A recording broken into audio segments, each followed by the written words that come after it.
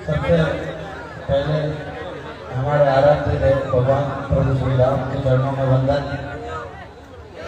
राष्ट्र गौरव और हम सभी के प्रेरणास्त्रोत महाराणा प्रताप के चरणों में वंदन। आप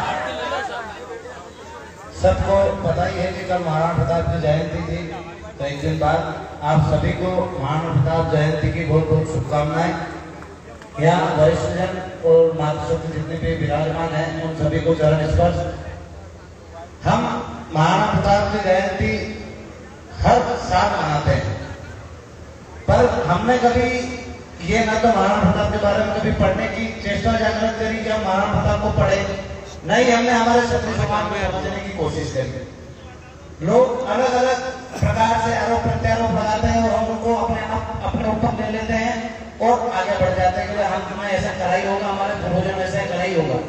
आपको सबको पता है कि क्षत्रिय समाज या राजपूत समाज कभी भी अपने लिए नहीं लड़ा, हमेशा लड़ा है सर्व समाज के लिए, हर जाति के लिए, हर वर्ग के लिए।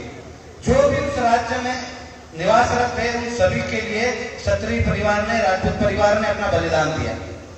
राजपूत परिवार, क्षत्रिय परिवार लड़ा है मातृभूमि के लिए, अपने राष्ट्र के लिए, अपने स्वाभिमान के लिए और अपनी स्वाधीनता के लिए।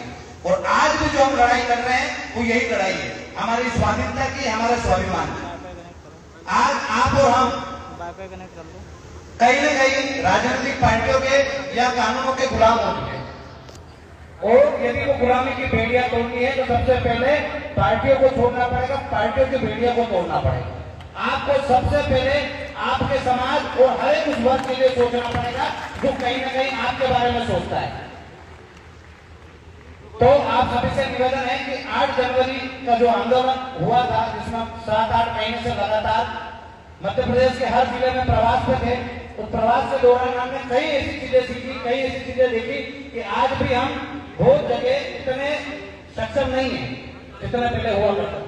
बहुत ज्यादा गरीबी के भी नीचे जीवन यापन कर रहे हैं, डेली कमाते हैं और डेली खाते हैं। इस प्रकार के भी राजपूत परिवार है, पर कहीं भी राजपूत भूमिहीन नहीं है। 2 बीघा 1 बीघा भी उसके पास जमीन है, मतलब जमीन है, और हम अपने आप को किसान भी नहीं मानते।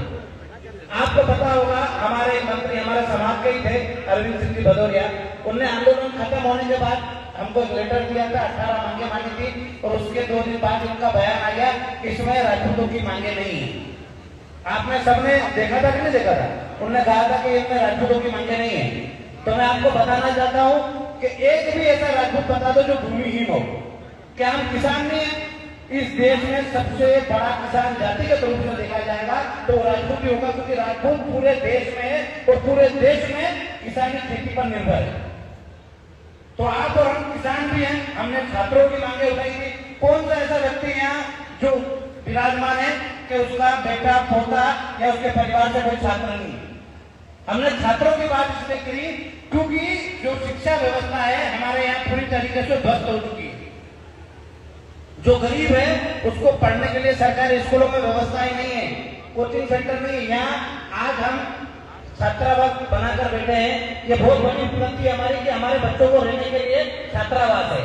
पर यदि हम सब मेहनत करें, प्रयास करें, तो इस छात्रावास में जैसा कि हमारे दादा बना रहे थे कि कंपटीशन एग्जाम की तैयारी कैसे करनी है आप उनसे सीख ले सकते हैं। तो यदि हम छात्रावास में कंपटीशन एग्जाम के लिए कोचिंग सेंटर चलाएंगे तो कहीं ना कहीं रात में 1 दिन का समय निकाल के हमारे जो युवा साथी है उनको कहीं ना कहीं मार्गदर्शन देंगे और उनको नई भर्तियों की जानकारी देंगे, और जो भी वैकेंसी आती है उसको कैसे मेहनत करना है, किन चीजों को पढ़ना है, वो भी हम करवा सकते हैं। तो हम सबको मिलकर ये प्रयास भी करना चाहिए कि यहाँ छात्रावास है तो यहाँ कंपटीशन एग्जाम के लिए भी हम कोचिंग क्लासेस चलाएं।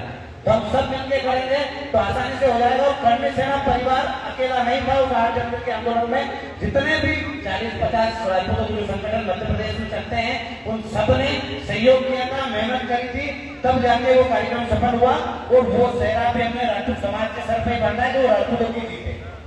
पर राजपूतों की जीत किसके लिए है? खुद राजपूतों के लिए। उसको कुछ किसी ने कुछ नहीं मांगा हर उस जाति वर्ग के लिए जो हमारे साथ कहीं ना कहीं पहले भी लड़ाइयों के सामने था, और आज भी जो सरकारों से लड़ाई लड़ रहे उसमें हमारे साथ हर वर्ग हर धर्म का व्यक्ति उस आंदोलन में शामिल हुआ था।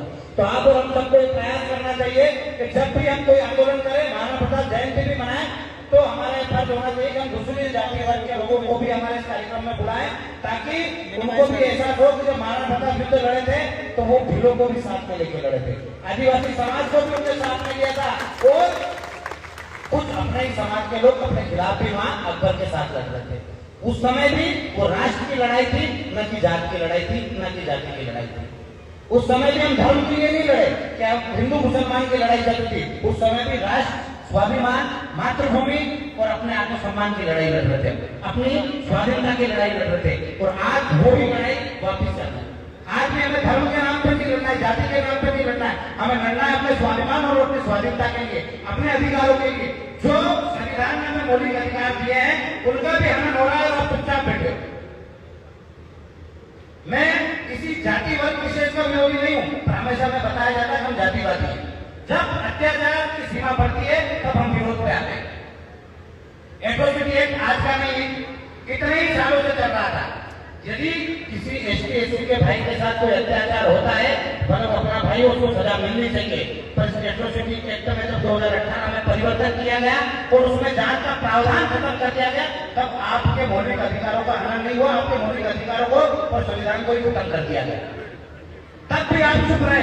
आप जितने भी सांसद यहाँ से जीत के गए, सबने बात ताली बजाई कि जनरल और ओबीसी जो इस देश में 72% है, उनके ऊपर एसटी एक्ट में मुकदमा होता है तो जांच की आवश्यकता नहीं होनी चाहिए।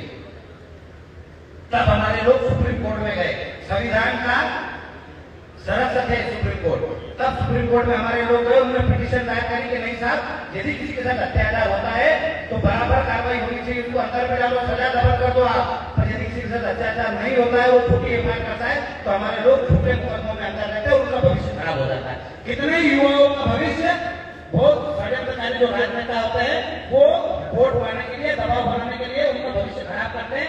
एक बार आपको पता है सर कि एक बार मुकदमा हो जाता है तो किसी वैकेंसी में भाग नहीं सकता, और कितने युवाओं का भविष्य खराब करा है इस एक्ट ने। तब हमारे लोग सुप्रीम कोर्ट में गए, नहीं साहब, यदि गलत हो तो उसको सजा मिले, पर सही हो तो उसको जांच हो, और जांच के बाद भी उसको मुकदमा दर्ज हो। तो सुप्रीम कोर्ट ने निर्णय दिया कि नहीं, पहले जांच होगी, उसके बाद मुकदमा दर्ज होगा। हमारी मोदी सरकार, हमारी भारतीय जनता पार्टी की सरकार, जिसको आज से नहीं तब से हमारे परिवार, राजपूत समाज तब से उसको वोट कर रहे हैं। जब भारतीय जनता पार्टी की जमानत जब्त होती थी तब उसको वोट नहीं आते थे, तब भी हमारे परिवारों ने उनको वोट कराया, और वो एक आपके खिलाफ लेके आए, आपके खिलाफ एक नया कानून लाए, उसमें अध्यादेश लाए। सुप्रीम कोर्ट की अवहेलना करके उन्होंने सुप्रीम कोर्ट के निर्णय को नहीं माना। सुप्रीम कोर्ट के निर्णय को बदलने के बाद वो एट्रोसिटी एक्ट लेवल से लाए, उन्होंने बोला नहीं, जांच नहीं होगी। और आज भी एट्रोसिटी एक्ट में जांच नहीं होती है, बिना जांच के मुकदमा करके आपको जेल में डाल दिया जाता है, और आप अभी भी चुप हो। सांसदों को वोट देने के समय तो ठीक है, पर आपने सांसदों से जवाब भी नहीं पूछा कि आपने वहां ताली क्यों बजाई। इतने ही अपने समाज के सांसद थे, उन्होंने नहीं पूछा। कितने ही ओबीसी समाज के सांसद थे, उन्होंने नहीं पूछा कि साहब ये अंधा कानून हम पे चुप होता जा रहा है, क्योंकि आप और हम मानसिक रूप से गुलाम हो गए, और उस गुलामी को छोड़ना है, तोड़ना है, और अपने को आजादी चाहिए। तो इन पार्टियों की गुलामी छोड़ो, हमारे साथ इनकलाब का नारा लगाओ, और अपने आप में क्रांति लगाओ, ताकि इन पार्टियों को समझ में आ जाए कि जो अन्याय करेगा, जो अत्याचार करेगा, उसको हम जड़ से उखाड़ कर फेंकेंगे। फेंकेंगे नहीं फेंकेंगे? तो तैयार रहो, जो सर हमारी बात मानेगा, हम किसी दल के नहीं है। हम इस बार अपने लोगों को राजनीति में भेजेंगे। बहुत सारे लोगों को मैंने बोला, बताया कि हमारे जो कार्यकर्ता है, जैसे त्रिपुरा में भी कोई राजपूत समाज का विधायक चुनाव नहीं लड़ता, सीट से कोई चुनाव नहीं लड़ता। इस बार करनी सेना परिवार सबकी सहमति से यहाँ भी विचार विमर्श करके अपने समाज का कैंडिडेट देंगे, ताकि हम अपने कार्यकर्ता को जिता के वहां लड़ाई में पहुंचा सकें।